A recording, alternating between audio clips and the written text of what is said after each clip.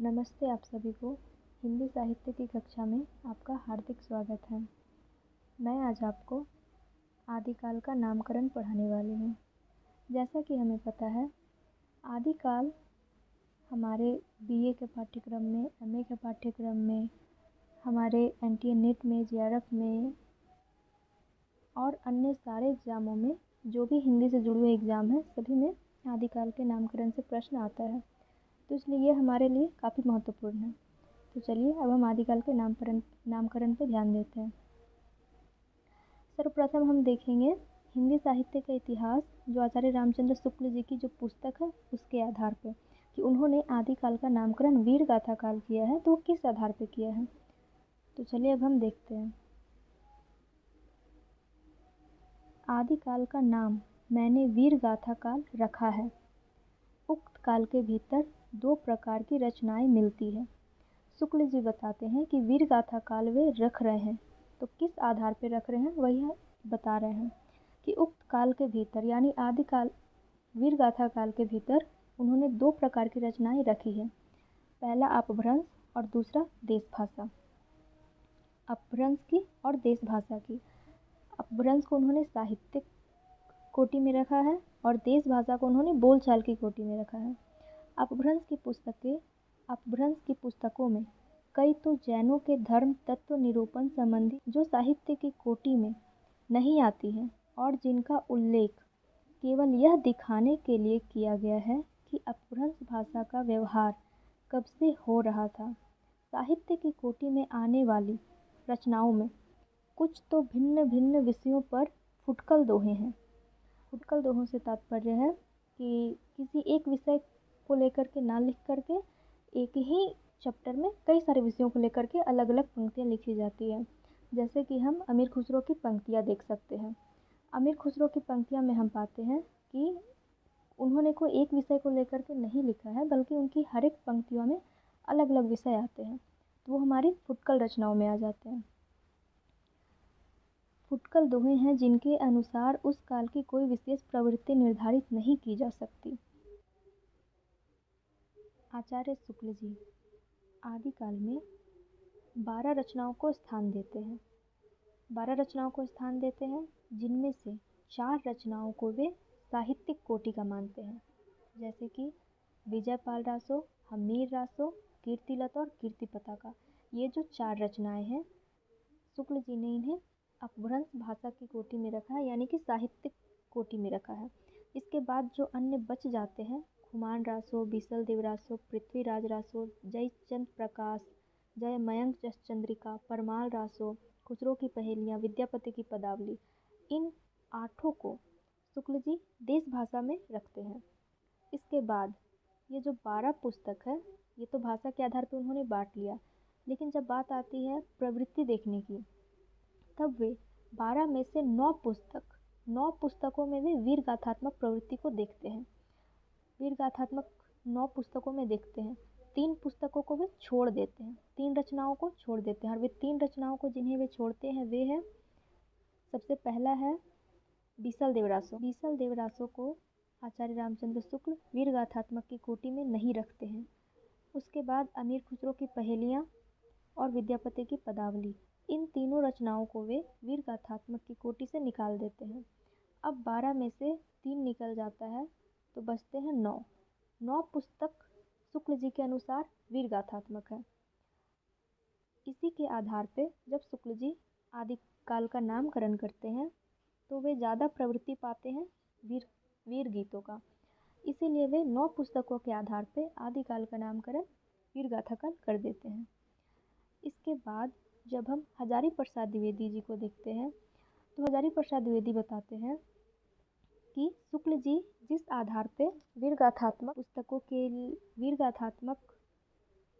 पुस्तकों के आधार पे नामकरण किया है, उनमें से जो कीर्ति पताका है वह उपलब्ध नहीं है।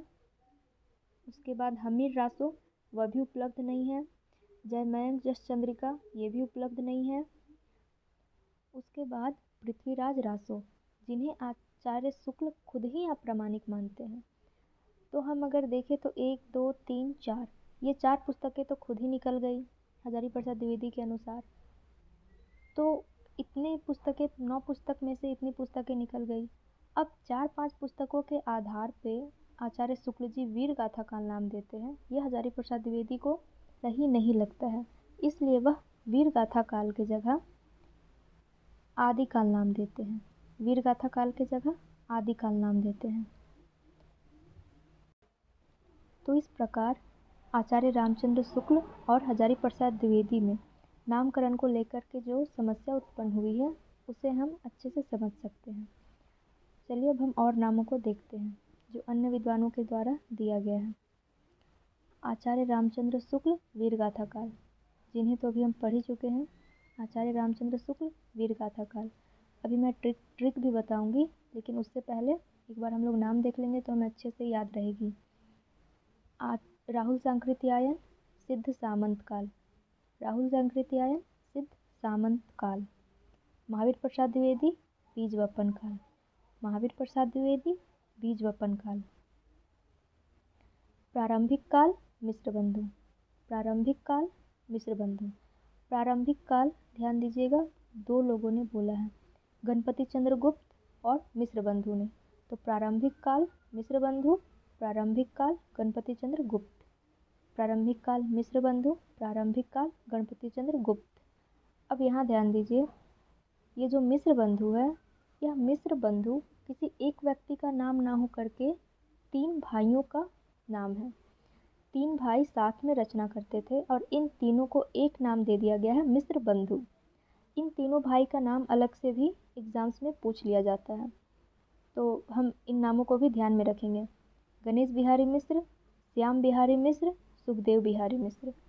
गणेश बिहारी मिश्र, श्याम बिहारी मिश्र, सुखदेव बिहारी मिश्र। इन्हें याद करने का एक ट्रिक है GSS। अगर हम मिश्र बंधु के भाइयों का नाम GSS, इस ट्रिक को याद रखेंगे, G से गणेश, S से श्याम, S से सुखदेव। गणेश बिहारी मिश्र, श्याम बिहारी मिश्र, सुखदेव बिहारी मिश्र। तो इस ट्रिक के माध्यम से हमें मिश्र बंधु के तीनों भाइयों का नाम याद रह जाता है। आगे चलते हैं। प्रारंभिक काल गणपति चंद्र गुप्त। चारण काल जॉर्ज ग्रियर्सन, चारण काल जॉर्ज ग्रियर्सन। अब हम इनका ट्रिक देखते हैं। ट्रिक है, रवि राशि महाबीज लेकर प्रारंभ में गणपति के चरणों में गिराओ। रवि राशि महाबीज लेकर प्रारंभ में गणपति के चरणों में गिराओ। रवि से रा से रामचंद्र शुक्ल, वी से वीर गाथा काल। रा से रामचंद्र शुक्ल, वी से वीर गाथा काल। रा से है राहुल सांकृत्यायन सिद्ध सामंत काल। रा से राहुल सांकृत्यायन, सी से सिद्ध सामंत काल। महा से महावीर प्रसाद द्विवेदी, बीज से बीज वपन काल।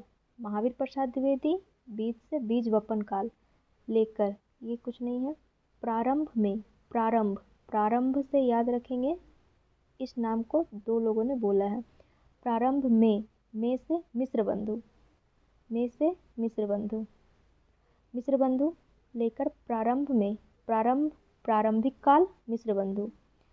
प्रारंभ में गणपति चंद्रगुप्त, इन्होंने भी बोला है प्रारंभिक काल। प्रारंभिक काल मिश्र बंधु, प्रारंभिक काल गणपति चंद्रगुप्त। चरणों में गिराव। चारण काल जॉर्ज ग्रियर्सन, गिराव से जॉर्ज ग्रियर्सन, गिराव से जॉर्ज ग्रियर्सन। चरणों से चारण काल, गिराव से जॉर्ज ग्रियर्सन।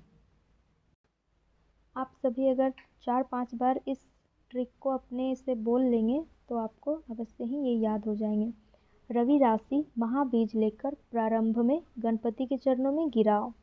रवि राशि महाबीज लेकर प्रारंभ में गणपति के चरणों में गिराओ। एक बार फिर देखते हैं। आचार्य रामचंद्र शुक्ल वीर गाथा काल। आचार्य रामचंद्र शुक्ल वीर गाथा काल। राहुल सांकृत्यायन सिद्ध सामंत काल। राहुल सांकृत्यायन सिद्ध सामंत काल।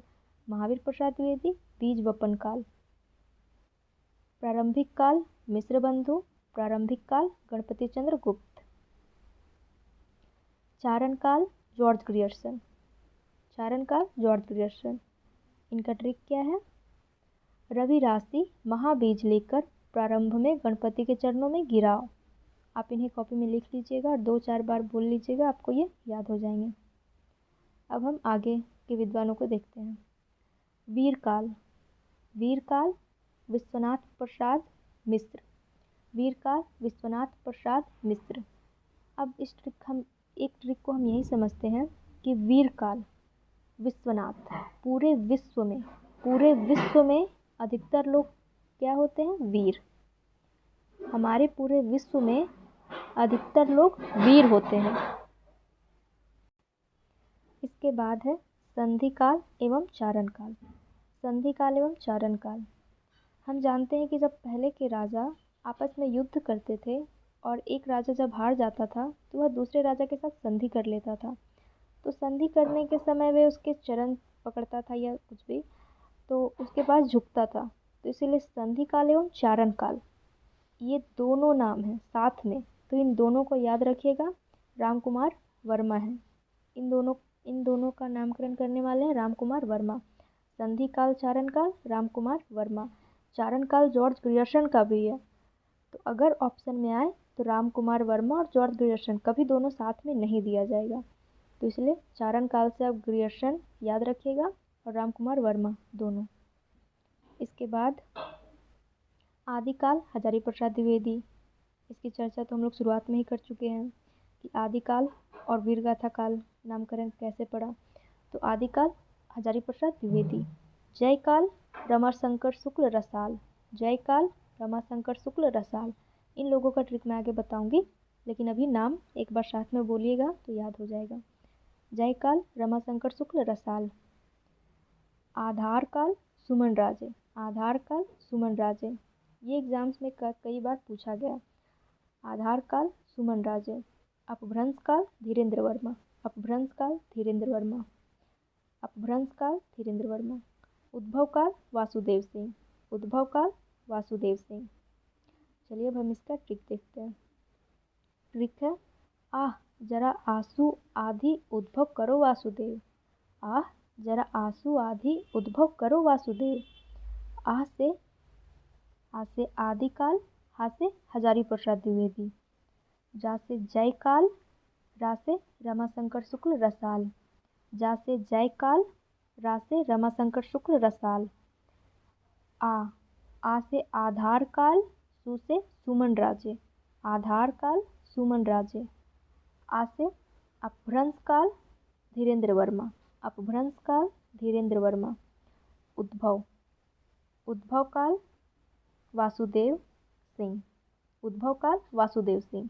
अब यहाँ ध्यान दीजिएगा, आ यहाँ भी है, आ यहाँ भी है और आ यहाँ भी है। तो इस आ के साथ हा जुड़ा हुआ है, आह।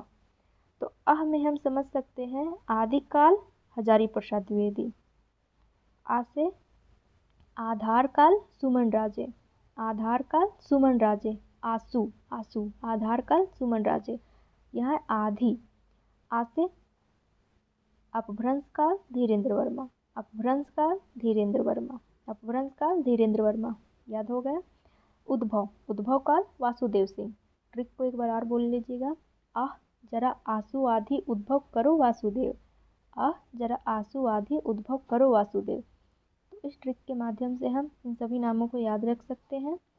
और ये जो आधा नामों का इधर ट्रिक है कि रवि राशि महाबीज लेकर प्रारंभ में गणपति के चरणों में गिराओ, रवि राशि महाबीज लेकर प्रारंभ में गणपति के चरणों में गिराओ। आप इन्हें 2-4 बार बोल लीजिएगा, ये आपको हमेशा के लिए याद हो जाएगा। तो चलिए मैं आपको समझाने का प्रयास की हूँ। अब मैं कक्षा समाप्त करती हूँ। धन्यवाद।